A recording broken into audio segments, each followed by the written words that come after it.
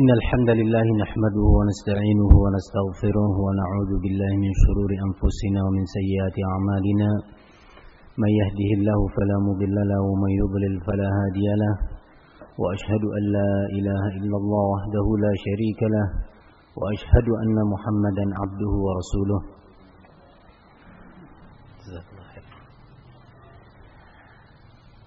Pertanyaan anak adalah ayat Qul in kana aba'ukum wa abna'ukum wa ikhwanukum wa azwajukum wa ashiratukum wa amwalun iqtaraftumuha wa tijaratan takhshawna kasadaha wa masakin tardawnaha habba ilaykum minallahi wa rasulihi wa jihadin fi sabilihi fatarabbasu hatta ya'tiyallahu bi amrih. Ini ayat kapan disebutkannya? Kapan disebutkan ayat ini? Dalam kajian yang mana? Ini pertanyaan pertama. Siapa yang bisa menyebutkan di angkat tangannya? Antum mau menyebutkan? Masya Allah, fadal. Tadi subuh kajiannya siapa, Ustaz? Ustaz Adnan, jazakallah khair, Allah yabarik fiik. Nah, di kajian yang disampaikan oleh Al-Ustaz Adnan hafizahullah. Nah, di murajaah ya. Jadi kalau ada waktu senggang, di-setel lagi. Ya, itu salah satu bentuk syukur bagi yang Allah beri nikmat ini. Kalau ulama dahulu nggak perlu ini kan? Al-Imam Syu'bah, Al-Imam Bukhari, Al-Imam Muslim nggak butuh ini, yang didengar dihafal semuanya. Coba setel ulang lagi, setel ulang dari awal. Nah, pause, berhenti. Ya, lanjut, gitu mereka. Persis kayak ini. Nah, kalau kita sudah punya ini pun nggak hafal. Nah, ini kan problemnya ya. Kita sudah punya ini dan pertanyaannya ringan, tidak disuruh menyebutkan seluruh isi muhadharah atau seluruh hadis dan ayat yang disebutkan, hanya sebatas satu ayat kapan disebutkannya. Ya kan? Jazakumullah khair. Maka disyukuri nikmat Allah. Yang enggak punya ini pinjam ke temannya, ya. Pinjam ke temannya. Sebagaimana dahulu teman-teman Al-Imam Al-Bukhari rahimahullah, ketika para masyayikh Al-Imam Al-Bukhari menyampaikan hadis, semua mencatat. Al-Imam Bukhari dengarkan. Sudah selesai majelis, syekhnya sudah menyampaikan berbagai hadis dengan riwayat-riwayat, perawi-perawinya sudah. Bubaran majelis, duduk di pojok masjid. Ambil buku tulisnya, dicatat. Semua yang disampaikan itu dicatat ulang oleh beliau dari awal sesuai dengan urutannya, enggak morat-marit yang nomor 1 jadi nomor 3, nomor 5 jadi nomor 4, enggak. Diurut semuanya persis. Kalau syekhnya bilang haddatsana, enggak bilang akhbarona, ditulis haddatsana. Padahal maknanya hampir sama. Ya kalau kita kurang lebih lah enggak apa-apa. Ya. Imam Bukhari enggak. Sudah teman-temannya yang tadi mencatat datang menemui Imam Bukhari. Afwan, saya mencocokkan catatan yang tadi saya catat waktu pelajaran dan kamu sedang sekedar mendengarkan. Dicocokkan, ya, urutannya, lafaz-lafaznya dibenahin. Subhanallah. Padahal nggak punya ini. Kalau kita kan enak, terus dulu. Apa lagi? Ulangi lagi. Bisa kan? Nah, oleh karena itu, tolonglah disyukuri nikmat Allah ini untuk kita belajar Islam, belajar Quran, tafsir, hadis, akidah, ya, disyukuri. Nah, barakallahu fikum. Sebelum nanti nikmat ini justru berbalik, bukan menjadi manfaat, malah menjadi mafsadah buat kita. Ya, barakallahu fikum. Kajian kita di siang hari ini saya ingin menyampaikan sebagai landasan pembahasan adalah sebuah hadis yang diriwayatkan oleh Al-Imam Tirmidzi rahimahullah di dalam Sunan Tirmidzi, dan juga diriwayatkan oleh Al-Imam Al-Hakim dalam kitabnya Al-Mustadrak. Hadis ini cukup panjang yang secara global berisi doa Rasul sallallahu alaihi wasallam dalam salah satu kondisinya. Nabi Muhammad sallallahu alaihi wasallam yang uswatun hasanah meneladankan kepada kita berbagai uswah hasanah, berbagai teladan yang baik. Di antara teladan dan uswah hasanah yang beliau contohkan kepada kita adalah ketika selesai dari majlis ilmu, majlis mudzakarah, menyampaikan hadis, nasihat dan yang lainnya. Tidak jarang Rasul sallallahu alaihi wasallam, tidak jarang beliau mengakhirinya dengan doa. Di antara doa yang sering kita hafal doa apa? Kafaratul majlis. Itu di antaranya. Subhanakallahumma wa bihamdika la ilaha illa anta, dalam riwayat lain asyhadu an la ilaha illa anta astaghfiruka wa atubu ilaik. Mengakhiri majlis dengan pujian kepada Allah. Subhanakallahumma. Majlis, padahal majlisnya itu bukan majlis bicara dunia. Bicara tentang ilmu, Islam, mengajarkan ibadah, mengajarkan akidah, mengajarkan akhlak, sistem muamalah dan yang lainnya, urusan umat. Selesai dari majlis diajarkan kepada sahabatnya doa. Ketika bubar dari apa? Dari majlis. Subhanakallahumma, maha suci Engkau ya Allah. Maha suci Engkau dari segala sifat kurang. Kalimat subhanallah itu kalimat yang menunjukkan atau bermakna pensucian Allah dari segala sifat aib, dari segala sifat kurang yang tidak layak untuk Allah, seperti sifat tidur, sifat lupa, ya, sifat sekutu, dijadikan sekutu dan tandingan bagi Allah, dan yang lainnya. Itu makna subhanallah.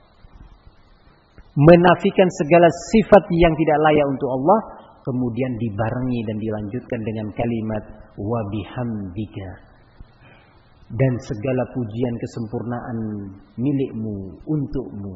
Setelah menafikan segala sifat yang aib, yang kurang, tidak layak untuk Allah, ditetapkan dan dikokohkan oleh Nabi, diajarkan dan diyakinkan kepada dirinya dan umatnya bahwa Allah memiliki sifat-sifat mulia yang agung dan besar.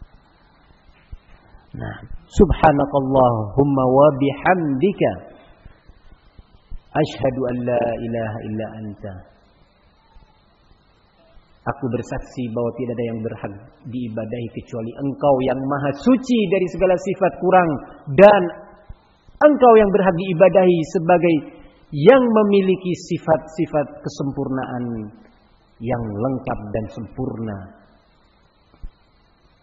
Kemudian setelah itu beristighfar. Astaghfiruk. Aku meminta ampunan. Dari apa sih? Dosa apa yang dilakukan? Padahal dari hari ke hari, dari pagi ke siang, siang ke petang, petang ke malam, isinya Rasulullah ya seperti itu.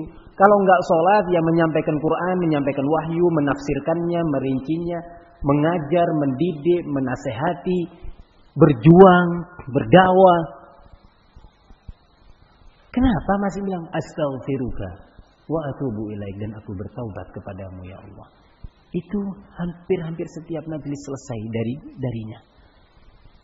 Ini menunjukkan apa? Khasyahnya Nabi, kekhusyuannya beliau juga. Khusyuk. Di majelis itu beliau memikirkan jauh tentang kebesaran Allah, sampai beristighfar.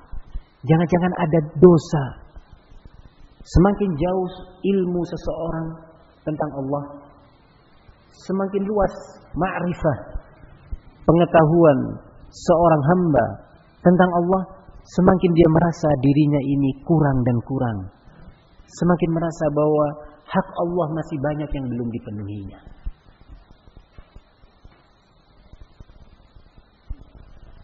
Oleh karena itu, ilmu yang Rasulullah berikan dan diterima oleh sahabat, didengar oleh mereka, ilmu yang bermanfaat.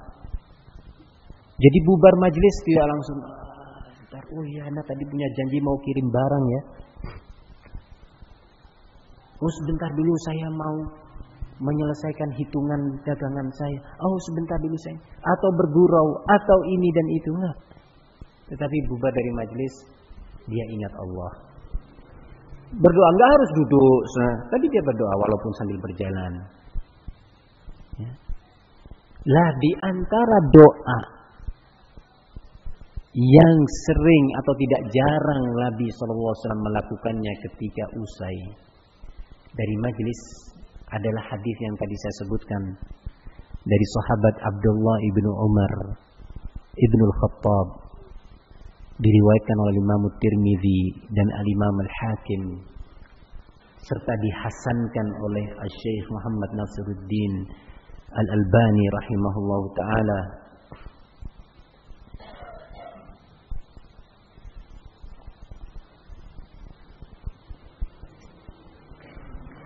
Adalah kata Abdullah ibnu Umar, qallama kana an-nabiy sallallahu alaihi wasallam yaqumu min majlisin illa wa yad'u aw hatta yad'u bihaula'i ad-da'awat. Tidak jarang Rasulullah sallallahu alaihi wasallam ketika bangun dari sebuah majlis, kecuali beliau itu berdoa dengan doa-doa berikut ini. Dihafal oleh Abdullah bin Umar dan diriwayatkan, disampaikan. Apa doanya Rasul? Mari kita ikuti, semoga daurah kita, majelis kita yang sekarang atau mungkin yang akan datang bersama asatidzah menjadi bermanfaat.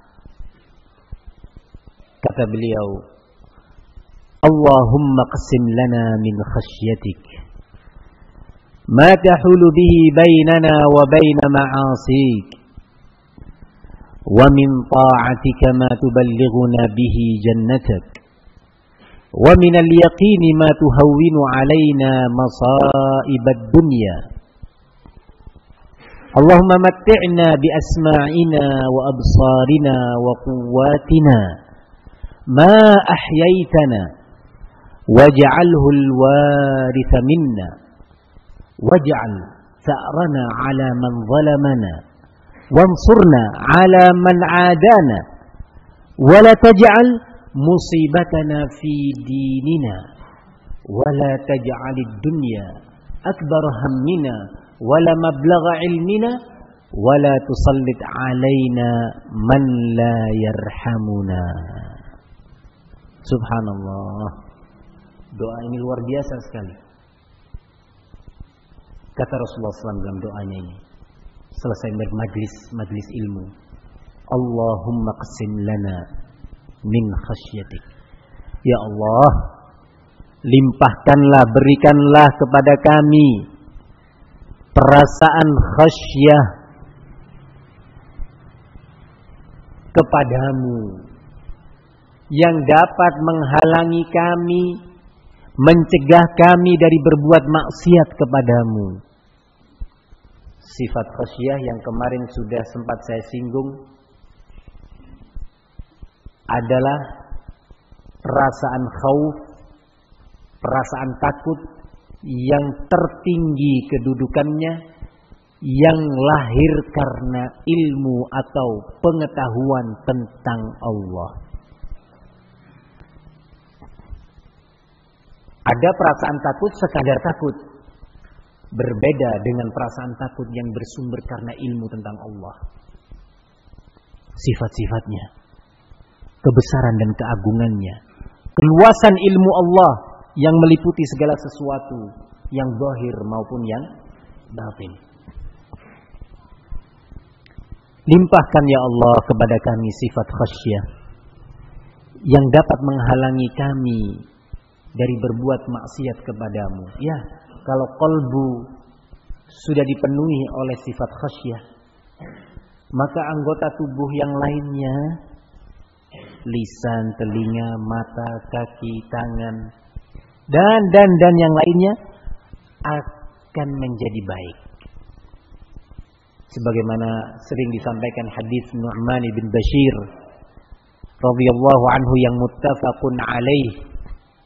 Nah, apa makna muttafaqun alaih antum? Iya. Disahihkan, disepakati oleh Al-Imam Al-Bukhari dan Muslim. Masya Allah, nah lolos nih bos. Jadi begitu, hampir betul tapi kurang. Jadi muttafaqun alaih itu maknanya disepakati kesahihannya oleh Al-Imam Al-Bukhari dan Al-Imam Muslim dari sahabat yang sama. Ya, dari sahabat yang sama. Nanti insyaallah Ustaz Abu Fuad mengajarkan, dihadiri ya. Pelajaran mustalah ikhwan-ikhwan di Gorontalo. Nah, barakallahu fikum. Kemudian hadis Nu'man bin Bashir, Rasulullah sallallahu alaihi wasallam menyatakan, "Ala inna fil jasadi mudghah idza salahat salahal jasadu kullu wa idza fasadat fasadal jasadu kullu, ala wahyal qalb." Sesungguhnya di dalam tubuh ini ada segumpal daging atau darah yang apabila baik maka seluruh anggota tubuh yang lainnya menjadi baik. Kalau ini dipenuhi oleh khasyah, maka mata, telinga, kaki, lisan dan yang lainnya akan berjalan di atas khasyah. Wa idza fasadat fasadal jasadu kulluh. Kalau ini rusak, kosong dari perasaan takut kepada Allah Subhanahu wa taala, maka seluruh anggota tubuh pun akan berjalan di atas kondisi benda ini tadi. Apa benda tersebut? Qalbu, yaitu hati. Ya. Jantung. Nah, hati itu bukan lever ya. Qalbu itu adalah jantung yang cuk. Nah, itu. Nah. Barakallahu fikum. Rasulullah sallallahu alaihi wasallam memohon dalam doanya ini. Allah maqsim lana min khasyatika ma tahulu bihi bainana wa baina ma'asik. Ketika dia mendengarkan ayat, dia mendengarkannya dengan khasyah. Ketika dia mendengar hadis, dia mendengarkannya dengan khasyah. Sehingga akhirnya melahirkan ilmu yang bermanfaat dari ayat tersebut dan hadis tersebut, yang akan berpengaruh kepada sikap dia, tindakan dia, akhlak dia, akidahnya, manhajnya, ibadahnya, muamalahnya, berpengaruh. Nah, ini yang pertama yang diminta oleh Rasulullah sallallahu alaihi wasallam seusai bermajlis. Kemudian Rasulullah melanjutkan, wa min ta'atika ma tuballighuna bihi jannatak. Dan limpahkan kepada kami ya Allah kekuatan dan kemauan untuk melakukan ketaatan-ketaatan kepadamu, taufik untuk melakukan ta'ah, kudrah, kemampuan untuk melakukan ketaatan. Berikan kepada kami itu ya Allah, yang dengan itu Engkau sampaikan kami ke jannahmu, yang dengan berbagai amal ketaatan yang kami lakukan itu Engkau masukkan kami ke jannahmu. Subhanallah, Rasulullah sallallahu alaihi wasallam tidak menyatakan Allah maqsim lana min ta'atika ma nablughu bihi jannatak. Kau limpahkan kepada kami amalan-amalan soleh ya Allah, agar kami bisa masuk dengan amal soleh itu ke jannahmu. Enggak. Tapi Rasulullah menyatakan ma tuballighuna bihi jannatak, yang dengan itu engkau masukkan kami ke jannahmu. Di sini ada pelajaran penting, sebuah pelajaran manhaj dan akidah, keyakinan bahwasanya tidak ada yang bisa memasukkan kita ke jannah kecuali Allah. Bukan amalan kita, bukan sholat kita, zikir kita, ilmu kita, dakwah kita, bukan. Itu hanya sarana. Tetapi siapa yang bisa memasukkan kita ke jannah? Allah dengan rahmatnya. Oleh karena itu dalam hadis Abi Hurairah radhiyallahu anhu yang diriwayatkan oleh Al-Imam Al-Bukhari dan Al-Imam Muslim, muttafaqun alaih. Rasulullah sallallahu alaihi wasallam ditanya, atau suatu hari berkata Rasulullah, "La yunji ahadakum amaluhu." La yunji ahadakum amaluhu. Tidak ada seorang pun di antara kalian yang bisa terselamatkan oleh amalannya. Tidak ada di antara kalian yang amalannya itu bisa menyelamatkan dia. Wah, kaget sahabat. Tanya kepada Rasulullah. Wala anta ya Rasulullah? Juga demikian engkau wahai Nabi? Dalam riwayat lain, la yudkhilul jannah ahadakum amalahu. Tidak ada seorang pun di antara kalian yang bisa amalannya itu memasukkan dia ke jannah. Sahabat tanya, wala anta ya Rasulullah? Demikian juga Anda. Amalan-amalan Anda tidak bisa memasukkan Anda ke jannah atau menyelamatkan dari an-nar. Wala ana. Juga saya. Kemudian Rasulullah bimbing. Illa ayyataghammadani Allah birahmatin minhu wa fadl. Dalam riwayat lain, illa ayyataghammadani Allah bimaghfiratin minhu wa rahmah. Kecuali kalau Allah melindungi aku dengan ampunan darinya dan rahmat darinya. Ya subhanallah. Pelajaran agar kita tidak ujub, tidak berbangga-bangga dengan amalan kita.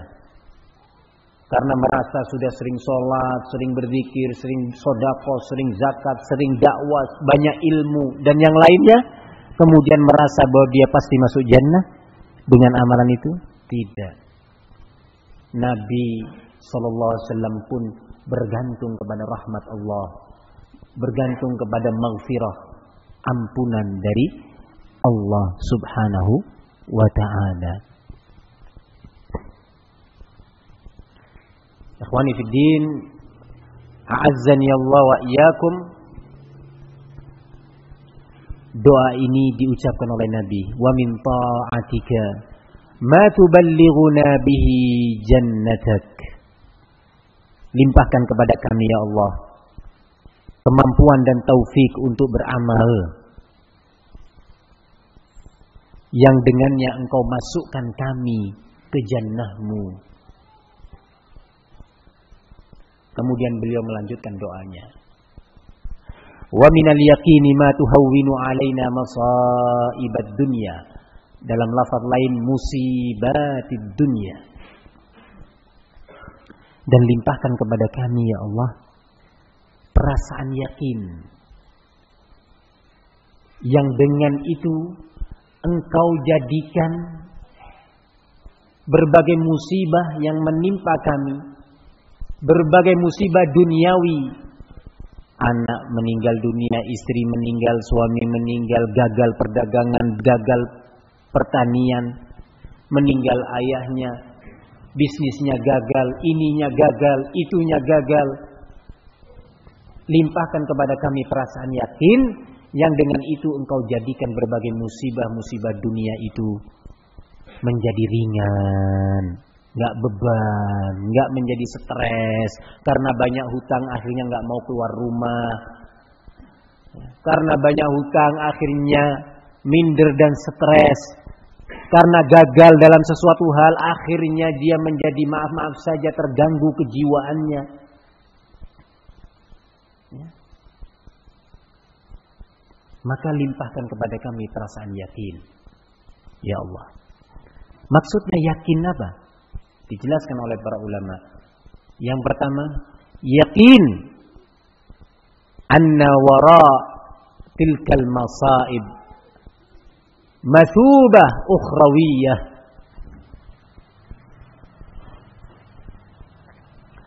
Bahwasanya di balik berbagai musibah duniawi tadi ada ganjaran-ganjaran akhirat yang Allah siapkan.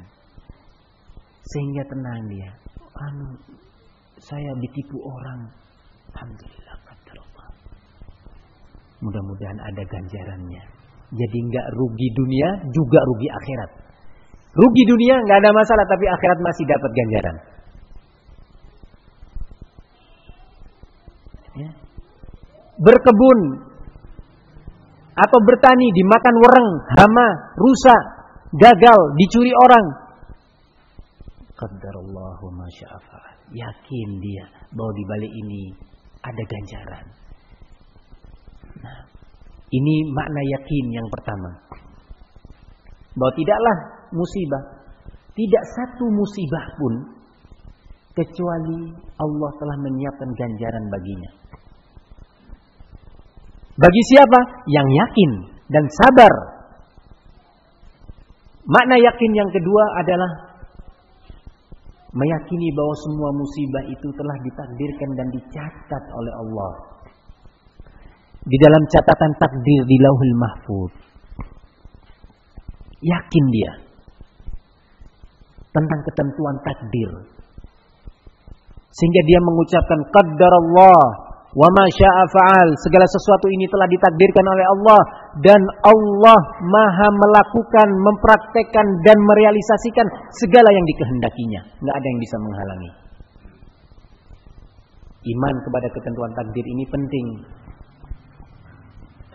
supaya meringankan beban musibah. Oleh karena itu Allah menyatakan dalam Al-Qur'an, "Ma asaba min musibatin fil ardi wala fi anfusikum illa fi kitabin min qabli an nabra'aha. Inna dzalika 'ala Allahi yasir. Likai la ta'sau 'ala ma fatakum wa la tafrahu bima atakum." Tidaklah menimpa musibah di muka bumi ini atau kepada pribadi-pribadi kalian.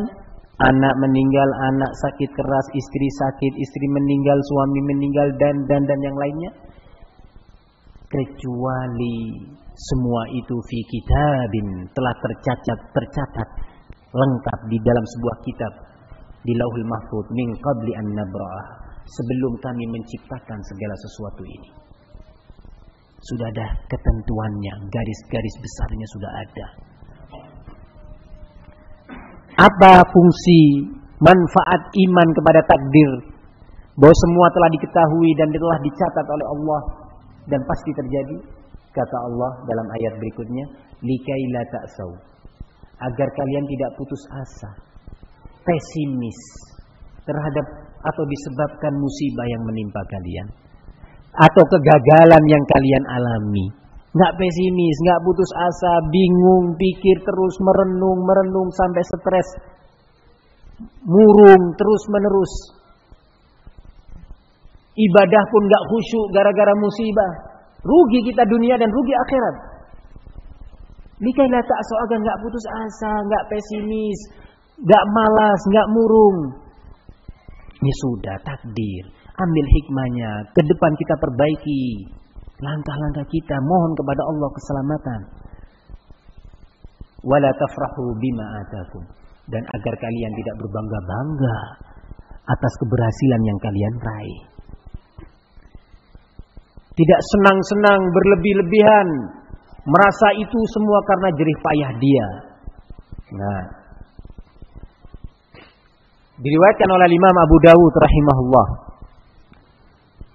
di dalam sunannya, dan dihasankan pula oleh Syekh Muhammad Nasiruddin Al-Albani rahimahullah, an Ibnu Dailami, seorang tabi'in terkenal dengan nama atau panggilan Ibnu Dailami rahimahullahu taala. Qala ataitu Ubay bin Ka'ab faqultu lahu innahu waqa'a fi nafsi syai'un minal qadar fahaddithni bi syai'in la'alla Allah an yudhibahu min qalbi. Aku datang menemui sahabat Ubay bin Ka'ab karena sebuah problem yang ada pada diriku. Bertanya kepada ulama, minta bimbingan, nggak cari-cari dalil sendiri. Berupaya berilmu sebelum memutuskan problem yang ada pada dirinya. Bagaimana upaya berilmunya? Bertanya, minta bimbingan. Aku mendatangi Ubay bin Ka'ab, salah satu ulama sahabat. Nah,